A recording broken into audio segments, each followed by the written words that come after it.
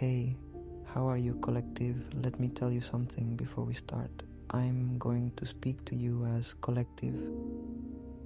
Not as a man, not as a woman, no label at all.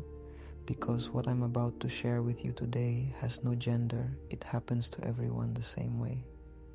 And I'm gonna speak to you in the first person, like it's just you and me, talking. Before we go on, I want you to ask yourself something. Don't answer it, don't even think about it too much. Just let it sit there, turning over while you listen. Have you ever felt like you're not the same person you were a year ago, but the world around you keeps treating you like you are? If you said yes, stay. This episode is for you. Let me tell you something that happened to me, because I don't want to talk to you from theory alone. I want to talk to you from the flesh. Not long ago, I acted differently, and I say acted on purpose, because it wasn't a conscious decision, it was automatic. I let myself get carried by the impulse of emotion. I felt something, and I reacted. No space in between, you know? That space where you stop and think, what I'm about to say, do I really want to say it? There was no space, there was stimulus, and there was response. Direct, no stops in between. And here's what I want you to hold on to, because it's the foundation for everything that follows. I didn't see that I acted that way. It's not that I knew I was on autopilot and chose to stay there. No. That automatic pattern was invisible to me. It was simply, that's who I am. It didn't even feel like a pattern. It felt like identity. Carl Jung had an idea that completely changed how I see this. He said that as long as something remains unconscious, we don't experience it as something we have. We experience it as fate, as if it just had to be that way. You don't say, I have a pattern of reacting with anger. You say, that's just how I am. That's my character. And there's the problem. When something unconscious disguises itself as personality, it becomes invisible. And what's invisible can't be changed, because you don't even know it's there. Jung put it something like this: everything that remains unconscious in us, we end up living out there in the world, as if the world were the one imposing it on us. When you don't make your own pattern conscious, the pattern keeps directing you from behind. And on top of that, you blame the circumstances, the people around you. Bad luck. I lived exactly that. I acted from impulse, and I didn't even question it, because at that moment for me, there was no other way to be.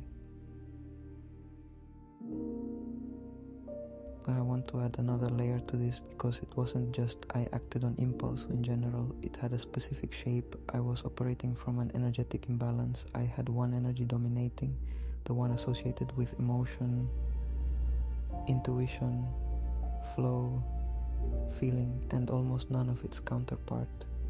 The energy of structure, direction, will, the one that helps you hold a course even when emotion is rising. And I want this to be clear, collective. Neither energy is good or bad on its own.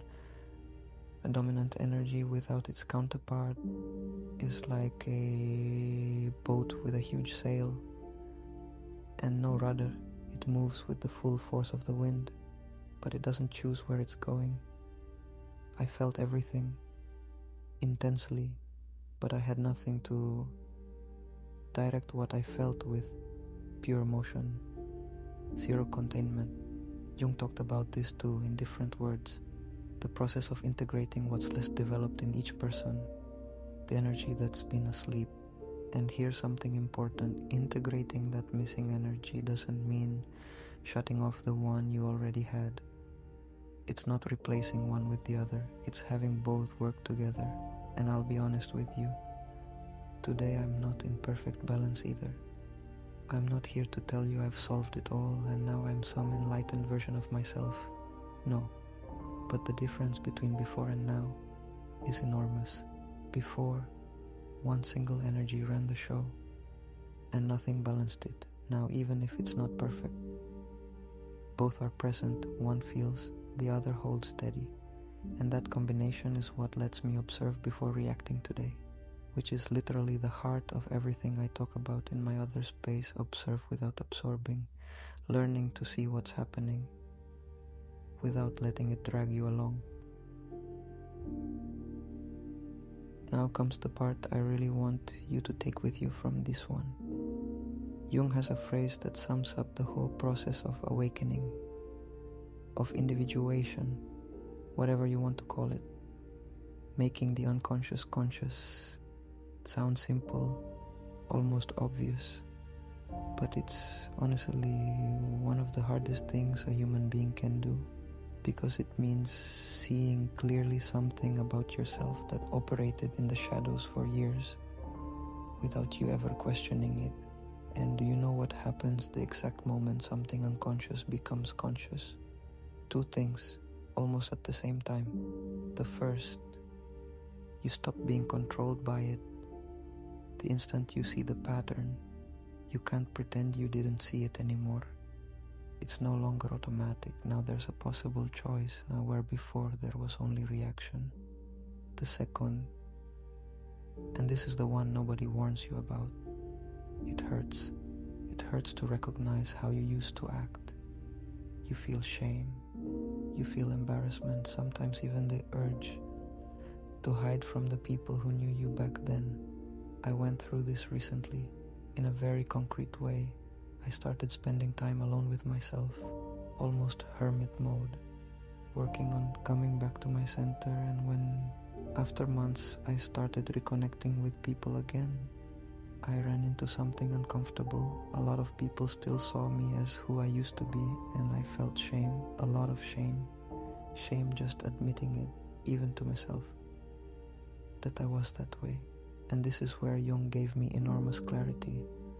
That earlier version of me didn't just disappear into nothing. It became what he calls the shadow. All that material that used to operate without you seeing it, and that now, once it's conscious, you can finally look at directly. The shame I felt wasn't a sign that something was going wrong in the process. It was the sign that the process was working. You can't see your own autopilot that clearly while you're still inside it. You only see it that sharply once you've already left it behind. I want to pause here for a moment and separate two things that feel similar but aren't the same.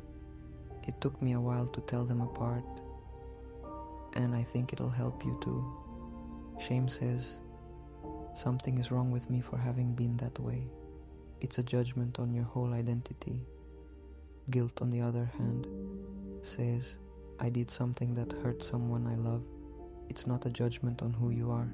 It's recognizing a real impact. I felt both, but the one that weighed more, I'll be honest with you, was the guilt, because there were people I care about, people I truly love, who got hurt by my earlier version, and that doesn't get resolved just by understanding Jung or making a pattern conscious. That takes something more, recognizing it without punishing yourself, and doing something about it from who you are now. Someone told me something recently that stuck with me, and I want to share it with you exactly as it was shared with me, because it sums this up better than any theory could. That person told me, blaming yourself now for what you did before, without knowing what you know today, is like demanding a kindergartner take a university exam. You acted the best you could with the tools you had at that moment. That's it. Think about it, collective. You couldn't pass an exam you didn't have the knowledge for yet. Judging that version of yourself through the eyes of who you are now is cheating time itself. It's demanding your past have a future that at that moment didn't even exist yet. That sentence disarms shame almost completely, if you really believe it, but it doesn't resolve guilt, and that's okay. it shouldn't resolve it completely, because a bit of conscious guilt without self-punishment is exactly what makes you more careful with the people you love. The difference is in not carrying it as punishment, but letting it be what reminds you to be better today.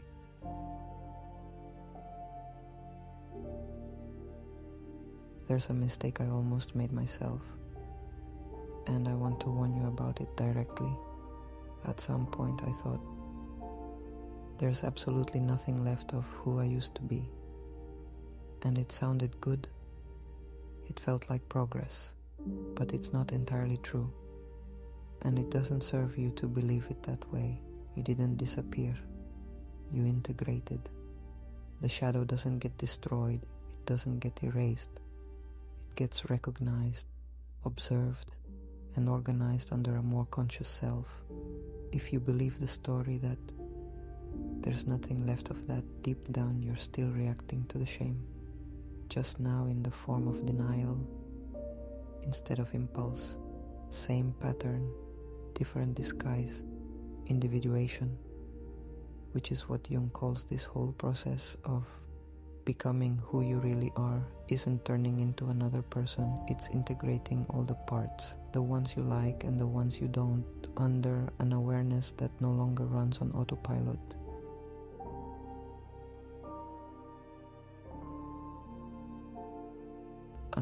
I want to close the personal part with something that made it very clear to me that the change is real, and I'm sharing it because it's the proof you can look for in yourself too. The fact that I can see so clearly today how I used to act on autopilot without awareness, just being carried along. That in itself is proof that I'm no longer there.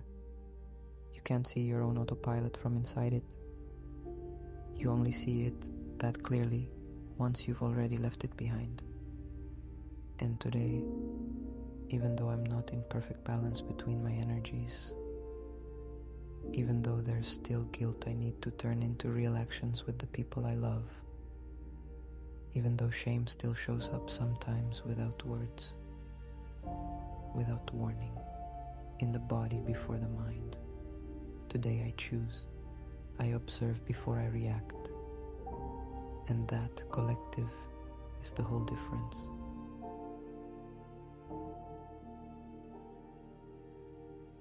If you made it this far, I want you to ask yourself, no rush, no need to answer right away. What part of you is still running on autopilot, disguised as that's just who I am? And what if that part, instead of being your enemy, was simply material waiting for you to make it conscious? You don't have to solve it all today. I haven't solved it all either. But the first step is always the same. See it. Observe without absorbing, without punishing yourself, without needing it to fit perfectly with who you are now. You acted the best you could with the tools you had. Today you have others. That's already enough to begin. I'll talk to you in the next episode of my awakening. My name is Alvidrez. Thanks for listening me.